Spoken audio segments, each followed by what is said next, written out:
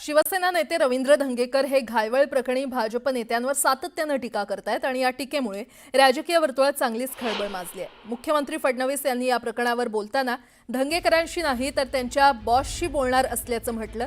तर दुसरीकडे अजित पवार यांनी देखील धंगेकरांना तुम्ही आता काँग्रेसमध्ये नसून शिवसेनेमध्ये आहात याची आठवण करून दिली। त्यावर धंगेकरांनी मला अजून तरी कोणाचाही फोन आलेला नसल्याचं स्पष्ट करत मी स्वतः एकनाथ शिंदेंची भेट घेणार असल्याचं म्हटलंय।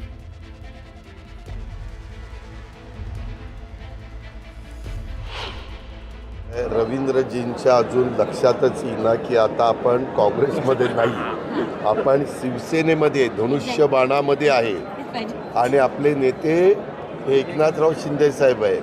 नाही, मी त्यांच्याबद्दल काय बोलणार आहे? मी त्यांचे जे बॉस आहेत त्यांच्याशी बोलेन ना, एकंदरीत त्यांच्या बॉसशी बोलेन। नाही, मी त्यांच्याबद्दल काय बोलणार आहे? मी त्यांचे जे बॉस आहेत त्यांच्याशी बोलेन ना, एकंदरीत त्यांच्या बॉसशी बोलेन। माननीय एकनाथ शिंदे साहेब आज पुण्यामध्ये येणार आहे, मी त्यांची भेट घेणार आहे। त्यांचा मला फोन आला पण मी त्यांच्याकडे जाणार आहे आणि पुण्याच्या प्रश्नावर ठाम भूमिका घ्यावा अशी त्यांना मी विनंती करणार। कारण आज पुणे शहरामध्ये मुंबईच्या खालोखाल जी गुन्हेगारी वाढली आणि त्या गुन्हेगारीमुळे सामान्य माणसाला नाहक त्रास होतो, पोलीस चौकीमध्ये गुंडांचा वावर, ह्याच्याविषयी मी त्यांच्याशी बोलणार आहे। दरम्यान गुन्हेगाराला हद्दपार करण्यासाठी एक सामान्य पुणेकर लढत असेल तर सीएम आणि डीसीएमनं अडचण काय असा सवाल रोहित पवार यांनी केलाय। राज्याचे मुख्यमंत्री आणि होम मिनिस्टर दंगेकरांच्या बाबतीत काय म्हणतात की तू शांत बस, तू शांत बसत नसेल तर तुझ्या बॉसशी बोलतो। आणि दादा काय म्हणतात की दंगेकर विसरून गेलेत की ते कुठेतरी काँग्रेसमध्ये नाहीत आणि शिंदे गटामध्ये आहेत।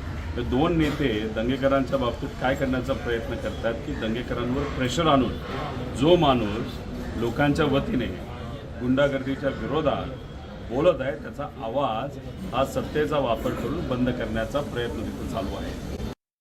आता एक सविस्तर बातमी। अहिल्यानगरमध्ये शिवशक्ती भीमशक्ती जन आक्रोश आंदोलन मोर्चामध्ये भाषण करताना भाजप आमदार गोपीचंद पडळकर यांची जीभ घसरली।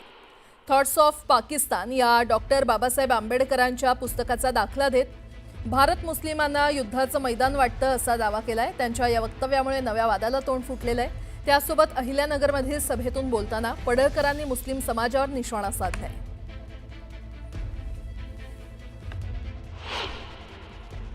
जे मुसलमान राष्ट्र आहेत ते त्यांना इस्लामाचं घर वाटतं आणि जे जे गैर मुसलमान राष्ट्र आहेत ते त्यांना युद्धाचं घर वाटतं। म्हणजे भारत हे मुसलमानांच्यासाठी युद्धाचं घर आहे असं ते मानतात, असं मी म्हणत नाही। महामानव डॉक्टर बाबासाहेब आंबेडकर साहेबांनी 15 ऑगस्ट 1947 ला फाळणी होण्यापूर्वी जे पुस्तक लिहिलंय त्या पुस्तकात लिहून ठेवलंय।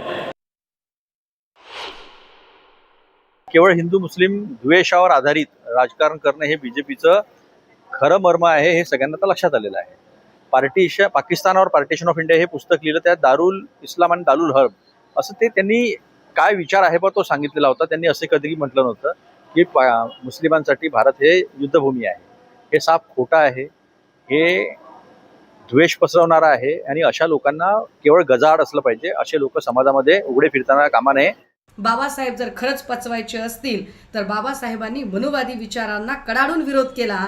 त्यामुळे जर खरंच बाबासाहेबांचे अनुयायी व्हायचं असेल तर फडणवीस आधी तुम्ही तुमच्या तमाम बार्किंग ब्रिगेडमधल्या लोकांना आणि स्वतःला सुद्धा एक मूलमंत्र द्या की मनुवादी विचारांचं केंद्रस्थान असणाऱ्या RSSला पहिल्यांदा आम्ही उद्ध्वस्त करू आणि मग सगळे म्हणजे सगळे खाकी चड्डीवाले आणि काळ्या टोप्यांवाले सगळे आम्ही ओळीने दीक्षाभूमीवर आणून उभे करू। मग आम्ही बाबासाहेब सांगू।